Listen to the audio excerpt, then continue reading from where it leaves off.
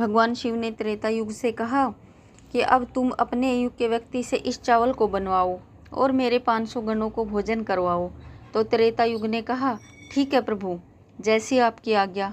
त्रेता युग ने भी अपना एक महान बलवान योद्धा प्रकट किया और उसको आदेश दिया कि जो तलहटी में नीचे हजारों टन का परसा रखा हुआ है, इसमें हजारों मन जो चावल रखा है, उसे बनाना है, पकाना है, और जब चावल पक कर के तैयार हो जाए तो इन 500 गणों को खाना खिलाना है।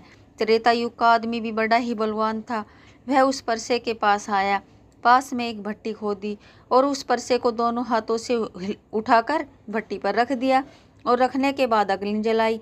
अग्नि जलाकर उसमें चावल डाला, पानी डाला, चावल पक कर के तैयार हो गए। त्रेता युग के व्यक्ति ने जो भगवान शिव के गण थे उन सबको खाना खिलाया और भोजन करने के बाद सभी गण कैलाश पर्वत पर आ गए। भगवान शिव ने फिर अपनी शक्ति से उस परसे को हटा दिया।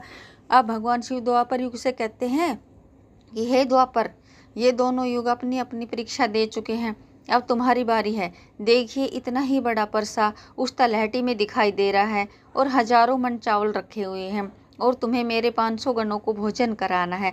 द्वापर कहने लगा कि ठीक है प्रभु, जैसी आपकी इच्छा। मैं पूरा प्रयत्न करूंगा कि मेरे युग का जो व्यक्ति है आपके सभी गणों को खाना खिला सके। द्वापर ने भी एक भीम जैसे बलवान व्यक्ति को बना करके खड़ा कर दिया और उससे कहा कि जाइए, देखिए तलहटी में परसा रखा हुआ है, वहाँ रखे परसे में उस चावल को बनाना है और बनाकर इन सभी गणों को भोजन कराना है। वह व्यक्ति कहता है कि ठीक है प्रभु, जैसी आपकी आज्ञा। द्वापर युग का आदमी चला जाता है। वह देखता है कि परसा आकार में बड़ा है, ठाने में ताकत लगानी पड़ेगी। उसने भट्टी खोदी और लकड़ियों की व्यवस्था की और उस परछे को दोनों हाथों से उठाया, क्योंकि सतयुग और त्रेता युग के तो आदमी उसे आराम से उठा सकते थे, लेकिन उसे बहुत ताकत लगानी पड़ी। पूरी ताकत लगाकर उसने उस परसे को उठाया और उठा करके जैसे तैसे खींच करके अग्नि जलाई और उसमें चावल डाल दिए। और जब चावल पक के तैयार हो गए तो भगवान शिव के उन सभी गणों को भोजन कराया।